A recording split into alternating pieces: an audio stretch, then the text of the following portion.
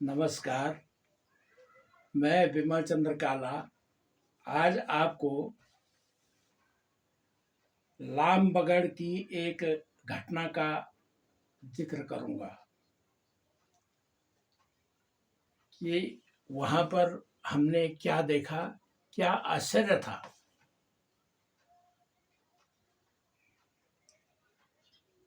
पृथ्वी के गोले में सबसे ऊंचा भाग हिमालय है।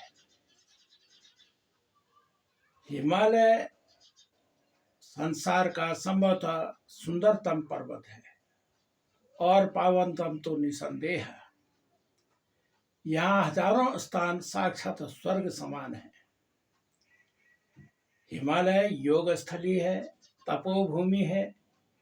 हिमालय से निकलती गंगा यमुना नदी के दोनों ओर की भूमि अनादिकाल से परम पावन मानी गई है।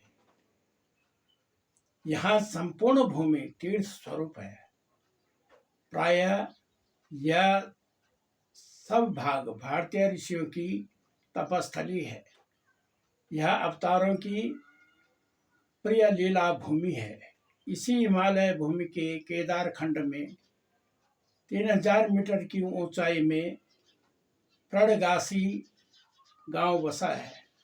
श्री बद्रीनाथ धाम इसी बद्रीनाथ धाम से पहले 18 किलोमीटर पर पंगड़पुरा पहाड़ की तलहटी में 3000 मीटर की ऊंचाई पर प्रणगासी गांव अलकनंदा नदी के दाईं ओर बसा हुआ है।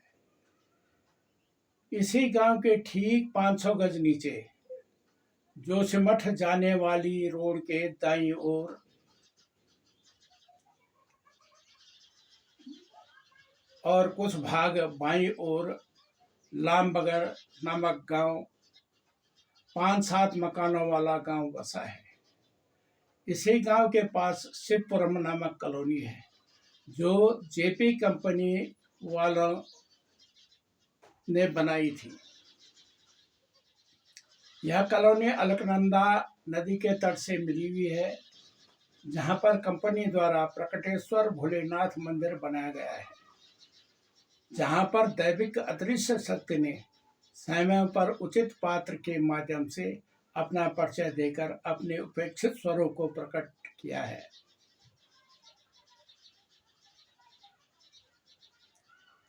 ये जो प्रकटेश्वर भगवान की, शंकर की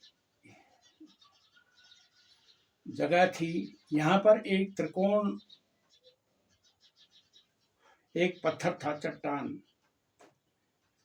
नदी के बिल्कुल किनारे बहुत बड़ी चट्टान थी। तकरीबन 15-20 फीट उसकी ऊंचाई रही होगी। तो जयप्रकाश कंपनी का जो मालिक था, जयप्रकाश गौड़, एक दिन उसने देखा उस त्रिकोण को, तो उसके मन में हलचल हो गई। उसने कहा, यार ये कैसा पत्थर है, किस स्वरूप में है। मालूम पड़ता है कि शिव जी का वास है इसमें। रात को वो सोया लामबगड़ के गेस्ट हाउस में। रात को उसको स्वप्न हुआ, वो चट्टान उससे कह रही है कि जयप्रकाश, तुम मुझे देखते रहते हो, क्या सोचते रहते हो।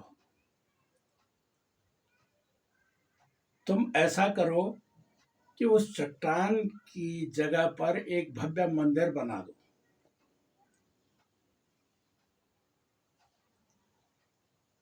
तो जयप्रकाश ने तुरंत आदेश दे दिया सुबह कंपनी वालों को कि भाई इसको थोड़ा काटो, और जब ये 1 मीटर धरातल से 1 मीटर ऊपर रह जाएगा तो इसके चारों तरफ जो है इस तरह से ये डिजाइन है, इसका मंदिर बना दो। अब मंदिर बन गया। लामबगड़ वाले स्टाफ को वो कह गए थे जयप्रकाश जी कि जब मंदिर कंप्लीट हो जाएगा तो मुझे सूचित कर देना, मैं वहाँ से स्फटिक लिंग लाऊंगा और यहाँ पर स्थापित कर दूंगा मंदिर में। जयप्रकाश जी वापस दिल्ली गए। मंदिर कंप्लीट हो गया।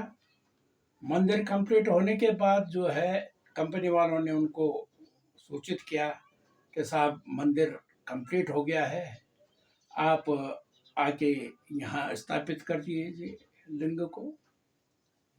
अब लिंग लाया गया, जयप्रकाश जी स्वयं आ गए। रात को फिर स्वप्न हो गया जयप्रकाश जी को। वही चट्टान कह रही है, कह रही यार तुमने तो मेरी छाती में मंदिर बना दिया, मैं तो अब कुछ भी नहीं सोच पा रहा हूँ, कुछ भी नहीं कर पा रहा हूँ, तुमने तो मेरी छाती में इतना भार कर दिया, हटाओ इस मटेरियल को और मेरे चट्टान को वैसे ही रहने दो खाली, और उसके बाहर मंदिर बनाओ। अब जयप्रकाश गौड़ जी विचलित हो गए। उन्होंने सुबह अपने जो इंजीनियर थे उनको बुलाया, उसने कहा भाई ऐसे ऐसी बात हो गई और वो चट्टान फिर स्वप्न में ऐसा ऐसा कह रही है, तो आप इस मंदिर को डिसमेंटल करो। और वो जो चट्टान जितने तक काट रखी है मशीन से, धरातल से 1 मीटर ऊंची थी वो चट्टान। तकरीबन वो चट्टान 15-20 फीट लंबी और 14-15 फीट चौड़ी थी। तो उतना स्पेस पूरा खाली कर दिया गया। उसके बाद उसके चारों तरफ करीब 12 फीट चौड़ाई में परिक्रमा पथ बनाया गया और उसके बाद मंदिर खड़ा हो गया। मंदिर खड़ा हो गया, लिंग आया, वहां से स्थापित हो गया स्फटिक का लिंग और पूजन होने लग गया। उसी मंदिर की यह घटना है। सन 2011 में मैं और मेरी श्रीमती जी अपने लड़के के पास हम लामबगड़ गए। वो लामबगड़ में कंपनी में काम करता था, डैम कंपनी में। तो हम उसके घर में रहे, उसके बच्चे भी वहीं थे। तो ये दूसरे दिन की बात है, 8 तारीख जून की बात है। हम दोनों उस मंदिर को ऊपर से देख रहे थे कॉलोनी से। मैंने अपनी श्रीमती जी को कहा कि चलो मंदिर के दर्शन करके आते हैं, देख के आते हैं। हम जब जाने लग गए तो जेपी कंपनी का जहाँ पर गेस्ट रूम है उसके बगल में सिक्योरिटी वालों का ऑफिस है। वहाँ से थोड़ा ढलान चलता है रोड का, आगे गेट है कंपनी का, वहाँ पर संतरी लगे रहते हैं। और वो गेट जो है वो जो ढलान है वो जो सिमट जाने वाली रोड पे टच हो जाता है। वहीं से बाईं तरफ को नीचे ढलान में फिर रोड बनी हुई है और तब जाती है वो मंदिर तक। पूरा ग्राउंड में बीच में मंदिर, बहुत अच्छा मंदिर। तो जाने के लिए हम निकल पड़े। जैसे ही हम गेस्ट रूम के पास से गए, जाने लग गए, तो हमने क्या देखा कि सामने मंदिर से बगल पे जो नदी चल रही है, जब वो 100 फीट चल के थोड़ा मोड़ लेती है पांडुकेश्वर के लिए, तो वहीं पर ऊपर एक खड़ी चट्टान है, पूरी खड़ी चट्टान। नदी के जल से तकरीबन 20 फीट ऊपर एक गुफा है। तो गुफा कैसी है, 1 मीटर तो उसकी गहराई होगी, 10 फीट उसकी चौड़ाई होगी और तकरीबन 10 से 15 फीट तकरीबन उसकी चौड़ाई है। अर्धचंद्राकार में थी वो गुफा। सूर्य अस्त हो चुका था, तो हम धीरे धीरे चल रहे थे। हमने क्या देखा कि उस गुफा में कोई एक आदमी ऐसे उकड़ू बैठा हुआ है, कोई मर्द बैठा हुआ है। उसकी छाया आकृति हमको दिखाई दी। मैंने अपनी श्रीमती जी से कहा कि देखो वहाँ वो आदमी किस तरह से चढ़ गया, वहाँ पर तो कोई रास्ता भी नहीं है, वहाँ तो उस गुफा में केवल परिंदे ही उड़ के जा सकते हैं। उसने भी देखा, हमने आगे पीछे देखा कि कोई आ रहा होगा तो हम उसको भी दिखाएंगे, भाई तू भी देख रहा है कि नहीं। अब हमको आगे पीछे कोई नजर नहीं आया।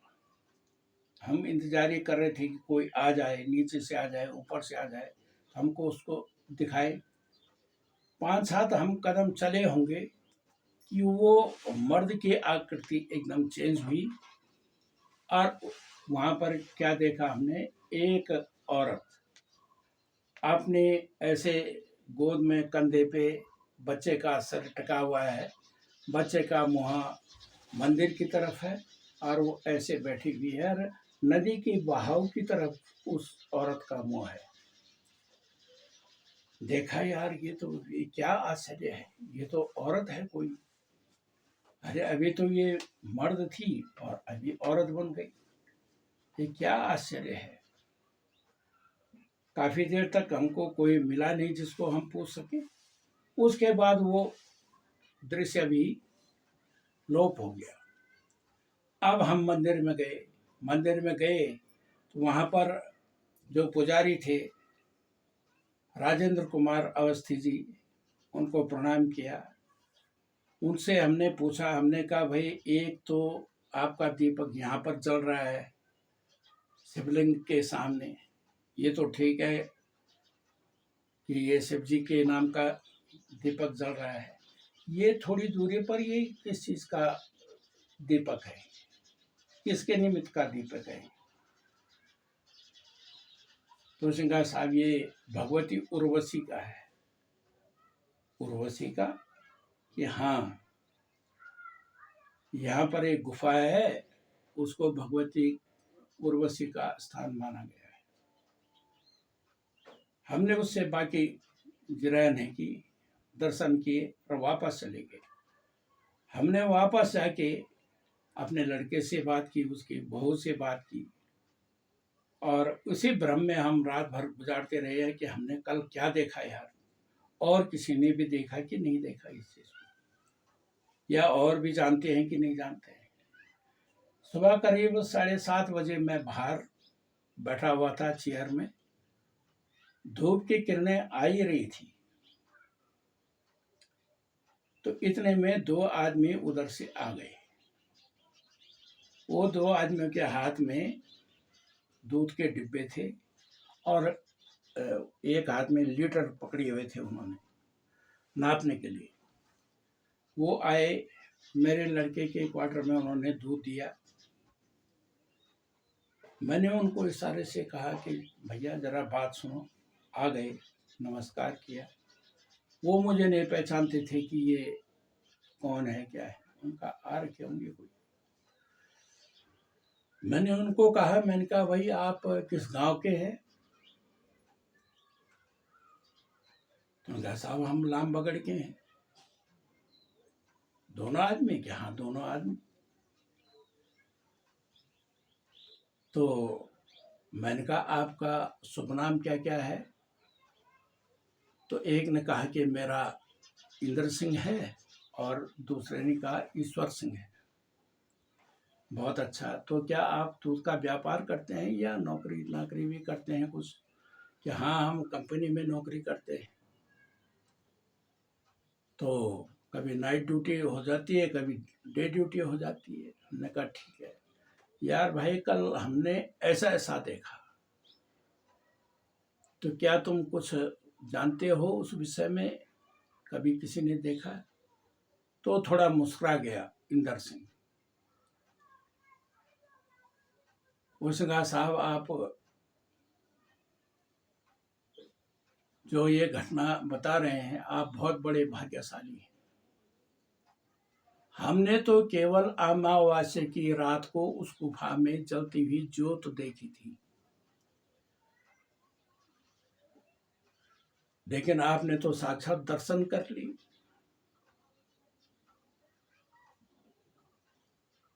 तो आप बहुत भाग्यशाली हैं। उन्होंने दूध का डिब्बा नीचे रखकर मेरे पाँव में सेवा लगाई, खड़े हो गए। अब ये हुआ कि भाई ये कौन थे, क्या तुमने जो तुम्ही ने देखा या किसी और ने भी? उतंगा साहब 11वां आदमी मैं हूँ, बाकी आदमी मेरे गांव में है और जिंदे हैं। आप चाहें तो कल आके उनसे पूछ सकते हैं। हम लोग जब बाहर आते हैं सुबह, औरत हो मर्द हो बच्चे हो, तो हमारी एक आदत बन गई है यहाँ पर पहले से ही कि हम किसी भी वनस्पति का कोई पत्ता फूल तोड़ते हैं और उस गुफा की तरफ फेंकते हैं और उर्वशी भगवती को नमस्कार करते हैं, प्रणाम करते हैं कि ये उर्वशी भगवती का स्थान है। खैर ये बातें जब हमने देखी, उन्होंने माना कि हाँ इन्होंने ऐसा देखा है, तो मैंने एक कागज पेंसिल से उसको ड्रॉ किया और वहाँ के जो डायरेक्टर थे, मैंने उनसे परमिशन ली, अपने लड़के से कहा कि मैं उनसे मिलना चाहता हूँ।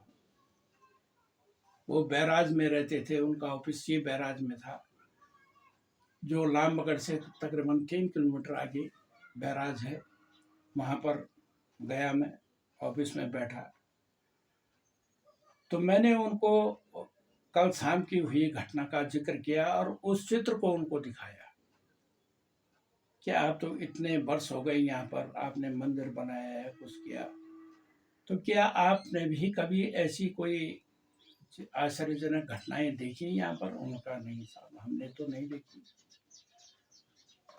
तो खैर हमने वो देखा। उसके बाद जो है हम अपने क्वार्टर में आ गए। तो इस प्रकार की घटनाओं से यही अनुभूति हुई कि अदृश्य दैविक सत्ता ही अपना स्वरूप यदा कदा दिखाती रहती है और देखने वाला अपने को भाग्यशाली समझ लेता है।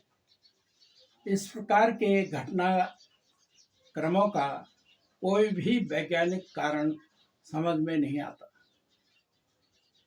इसका कोई विज्ञान संभव समाधान नहीं किया जा सकता है। यदि कोई उत्तर मिलता है तो परोक्ष जगत की सत्ता को स्वीकार करके ही। मेरा विचार है, मनुष्य जैसा भी सोचता करता है, उसका प्रभाव उसी तक नहीं रहता। समीपवर्ती वातावरण एवं संबंधित व्यक्ति भी प्रभावित होते हैं। यहाँ तक कि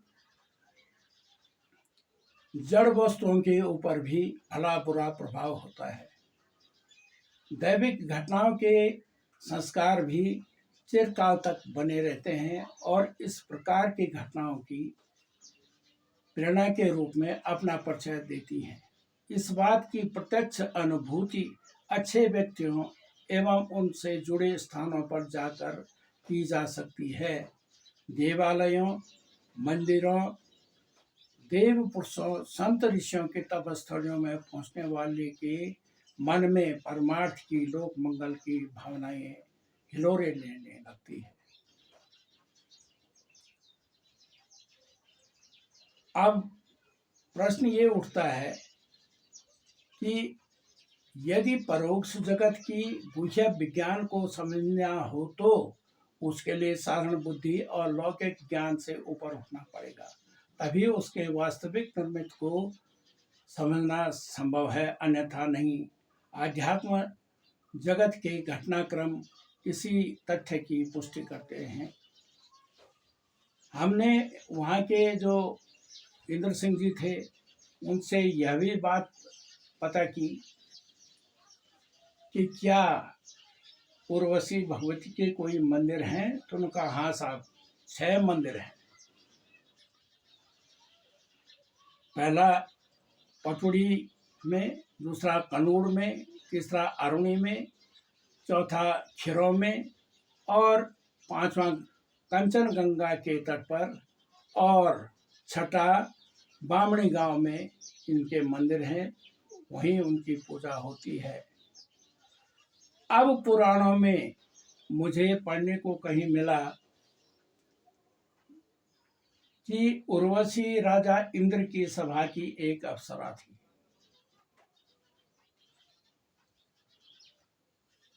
और ये भी रामायण में, तुलसीकृत रामायण में पढ़ने को मिला।